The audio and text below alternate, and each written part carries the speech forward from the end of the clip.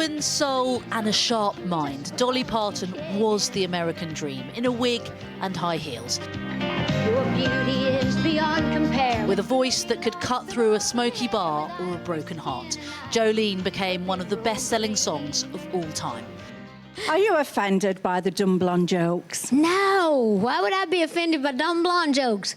I know I'm not dumb, and we know I'm not blonde. When the world tried to shrink her, Parton was bigger and better, always owning the punchline. A singer and storyteller whose voice stretched from the Smoky Mountains of rural Tennessee to every corner of the world. I've just been blessed that I got to see my Smoky Mountain dreams come true. I wanted to be a singer and a writer. I wanted to be loved. I wanted to travel all over the world. I wanted to make a lot of money to buy the cheap clothes that we're talking about. Dolly once said her family was dirt poor but rich in love. Born in 1946, one of 12 children, they lived in a one-room cabin. But Dolly Rebecca Parton wrote her way out of poverty and into history.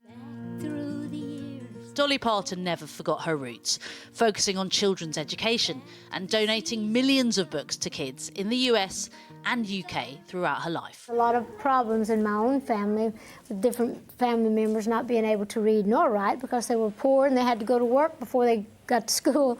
So it was always something very close to my heart. After graduating from high school, Dolly went straight to Nashville and onto the country music programme The Porter Wagoner Show, bringing her into millions of people's homes for the first time. Let's give her a great big welcome as she sings a song that she had a big hit on called Dumb Blonde. She ain't no dumb blonde, though. Pretty Miss Dolly Parton. How about it? She and Wagoner would form a formidable partnership for years, recording 13 albums together. But she wanted to go her own way. As her solo career took off, she penned a song to mark their professional breakup. That song would later become a hit for Whitney Houston, but it was written by Dolly, earning millions in royalties. Parton was a shrewd businesswoman who always owned the rights to the music she produced. As Dolly racked up the songs and albums, it was in 1980 that she first hit the big screen. She's flipped. She has just absolutely flipped. Working 9 to 5. With this capitalist anthem, she wrote the theme tune and starred in 9 to 5 alongside Jane Fonda and Lily Tomlin. 3 women living out their dream of overthrowing their bullying and sexist boss, a defining movie for the time.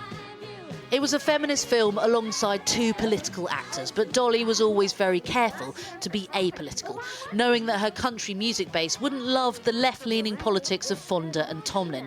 Even when they reunited in 2017, while they spoke out against Donald Trump, Parton stayed silent. In 2017, we still refuse to be controlled by a sexist, egotistical, lying, hypocritical bigot.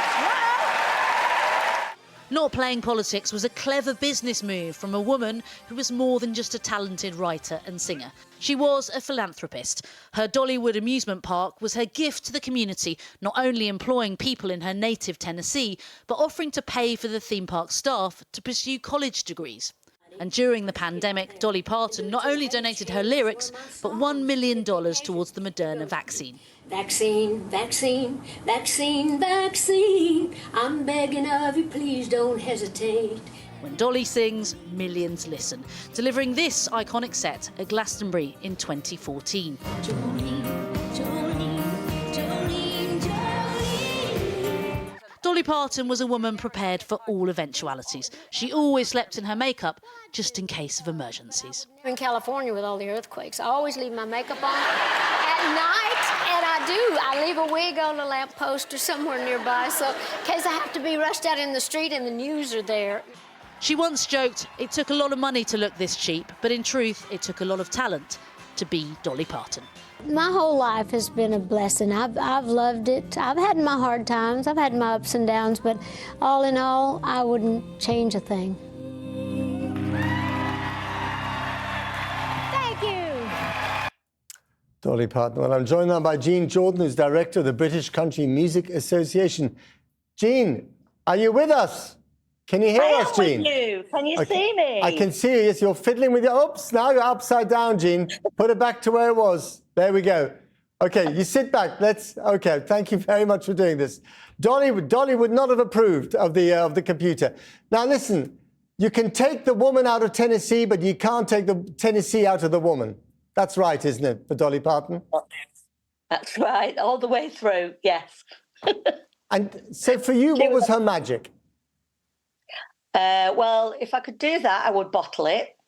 Right. If I knew about how Dolly Parton would write a song, it can only be from her heart. It really can. She was the most amazing, iconic woman and will be of all time. Because her lyrics were very down to earth, weren't they? But then the harmonies were incredibly uplifting, and the tunes were so catchy. It's an amazing combination. Yeah, absolutely amazing. And like you say, lyrics. It wasn't rocket science, but it was all from the heart.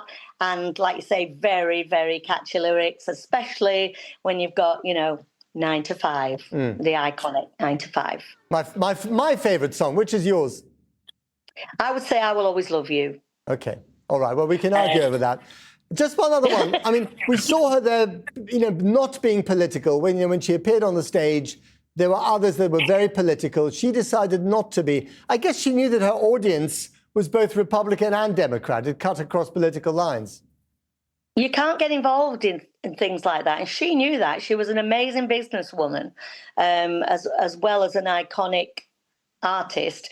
And you just can't put yourself out there like that. You have to stay on the fence, I'm afraid. Keep your thoughts to yourself. Okay, that's interesting. I'm sure there are quite a few musicians that would disagree with that. But what's the most abiding image that you would like us or the world to remember about Dolly Parton? She's just the most larger-than-life person.